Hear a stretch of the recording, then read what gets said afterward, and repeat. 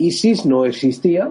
ISIS es consecuencia de que el Reino Unido, Francia y en un principio menos los Estados Unidos apoyaron a los rebeldes sirios. Sin duda. Se encontraron con que ellos no querían mandar tropas ni actuar directamente contra el régimen de Assad.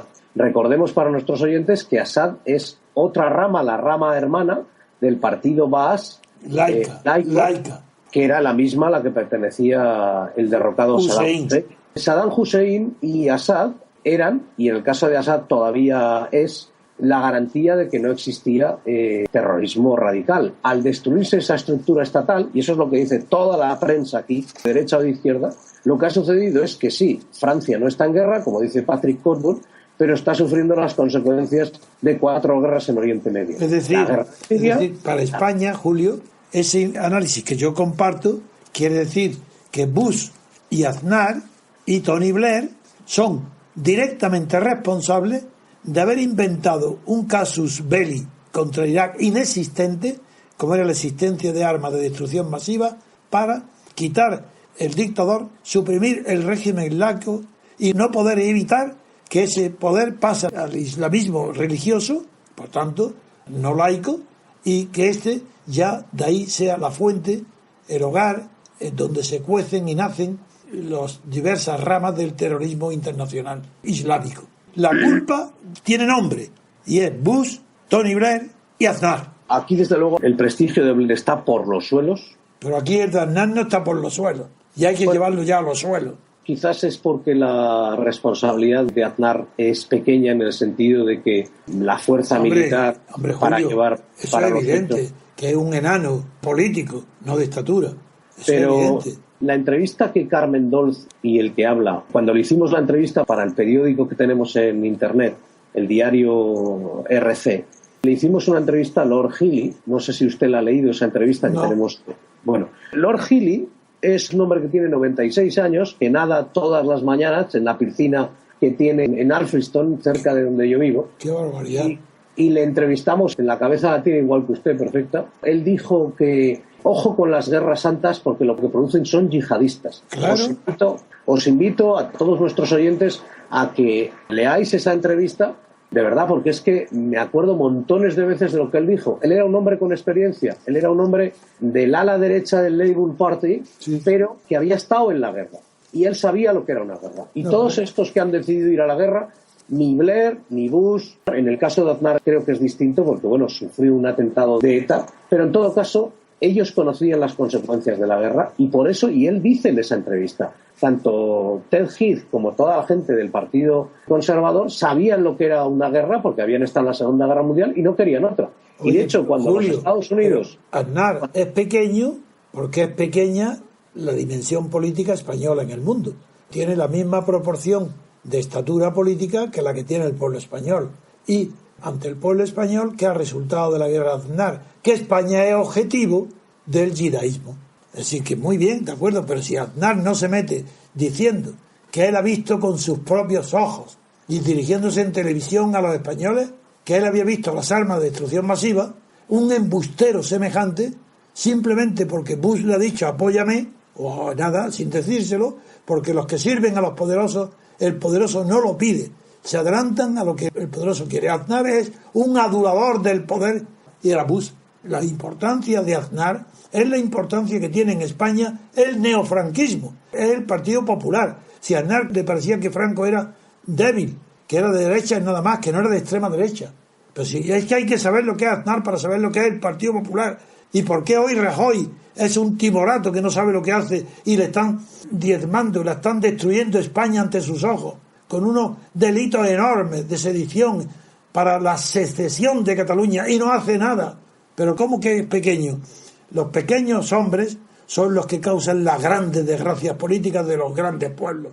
Claro que España hoy no es un gran pueblo. Bueno, en todo caso, volviendo a lo que comentaba usted, por cerrar el tema, si te parece, independientemente de que usted quiera añadir algo. No, está bien, Julio, sigue. Lo que se dice aquí es que ISIS no era nada. ISIS era solamente la facción, y ahí voy a decir algo que no viene en la prensa por uno de mis grandes amigos, que es un periodista sirio que colabora con la BBC haciendo documentales especialmente sobre Oriente Medio.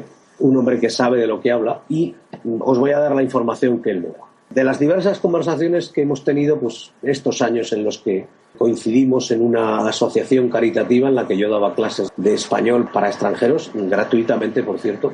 Anda, ¿no cobrabas? Sí, es una afición que me sigue acompañando, don Antonio. Muy bien, muy bien. En todo caso, yo le dije, ¿no te das cuenta de que está el peligro de que la gente más radical, la gente como lo que hoy es ISIS, que entonces no existía, se adueñen del movimiento contra Assad? Y él me dijo, tenemos que correr ese riesgo. Bien, a los meses, cuando ya se empezó a hablar de que ISIS, no ISIS, sino la gente radical, en fin, grupos cercanos a la filosofía de Al-Qaeda, le dije, ¿qué es lo que está pasando? Y me dice, bueno, lo que está pasando es que son los que mejor luchan. En una guerra, los que más matan son los que controlan el poder. Bien, los que mejor ejercen la violencia, como pasó posteriormente, y por eso es tan peligroso, por eso me acuerdo de lo que usted ha explicado estos días, y por eso en el Código Penal se castiga incluso la tentativa del delito de sedición. ¿Por qué? Porque eso lo que hace es que esa estructura del Estado que garantiza, que tiene el control de la violencia, que es por lo que a mí me enseñaban en la universidad, en la Facultad de Derecho, que se define el Estado, el que tiene el control de la violencia. Otra cosa es la legitimidad, y eso también lo ha explicado usted muchas veces. Cuando se deshace esa estructura, ¿qué es lo que ha pasado en Libia? ¿Qué es lo que ha pasado en Irak? ¿Qué es lo que ha pasado en Siria? Surgen grupos que, dependiendo de la fuerza que tengan, hacen pues de su capa un sayo y hacen su ley. Sí. Y a tal punto ha llegado que, en concreto en Siria, Assad, que era el mal menor, se ha intentado por parte de Francia, de Estados Unidos, y en menor medida en un principio por América, porque recordemos que Siria es parte del reparto que firmaron en un pacto secreto el Imperio Británico y el Imperio Francés durante la Primera Guerra Mundial, sí, para repartirse los despojos del Imperio Turco, que de ahí viene el problema, el pacto Sykes-Picot del ministro francés y del británico. Sí. Lo que realmente ha sucedido es que se ha destruido esa estructura estatal. Entonces, ojo, queridos amigos, cuando se destruye la estructura del Estado, porque ese fue el origen de lo que pasó en Yugoslavia. O sea, realmente el origen es que se destruye el monopolio de esa violencia por la cual se puede definir el Estado. Julio, tan acertada es la observación, el recuerdo que has traído ahora sobre que la esencia última que define el Estado es el monopolio de la violencia, idea que desarrolló magistralmente Max Weber, que define el Estado como el monopolio legal de la violencia. Bien, cualquier delito de sedición o de rebelión para separar un trozo de España como es Cataluña, ese está destruyendo el monopolio legal de la violencia. Porque si hasta ahora las manifestaciones de diadas y de la convocatoria de ese referéndum falso han sido pacíficas, sin embargo no excluye que está creando una fuente de violencia extrema, porque rompe el monopolio legal de la violencia y ya da paso a que pueda aparecer el terrorismo separatista, como pasó con ETA. Y eso lo está creando ya la pasividad del gobierno de Rajoy ante el gravísimo delito de sedición que Artur Mas lleva cometiendo desde que hace 2 años en el Parlamento catalán se aprobó la ley que autorizaba a convocar referendos consultivos sobre la independencia de Cataluña, sobre el derecho de autodeterminación, con el disfraz eufemístico del derecho a decidir. Esto es la consecuencia directa de lo que acabas de decir, de la relación directa que hay entre el monopolio legal de la violencia e igual a Estado, a delito de sedición que implica la diseminación legal de la violencia dentro de un mismo Estado. Eso es lo que acabas de decir. ¿Está usted de acuerdo conmigo, don Antonio, en que es infinitamente más peligroso para la convivencia Artur Mas que ETA en su momento álgido? No, es mucho más peligroso porque puede provocar un daño infinitamente superiores. Claro que es más peligroso, pero no porque sea uno hasta ahora pacífico y el otro fue hasta que terminó violento, sino porque la violencia de ETA era limitada. Aunque el crimen afectaba a todo el mundo, las víctimas eran muy pocas comparadas con la monstruosidad del delito. En cambio, en Cataluña, las víctimas que sufren el separatismo catalán son millones. Y en cambio, las víctimas del terrorismo de ETA fueron 1000 aproximadamente.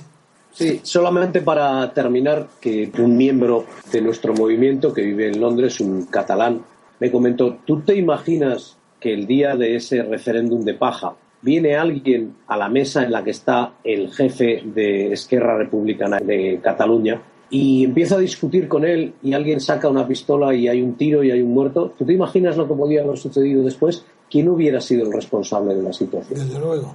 Te agradezco también la referencia que has hecho, lo del monopolio legal de la violencia, porque eso es lo que distingue a un Estado de lo que es una banda como el Estado Islámico, que se llama Estado, pero Estado por el hecho de tener territorio no basta para ser Estado.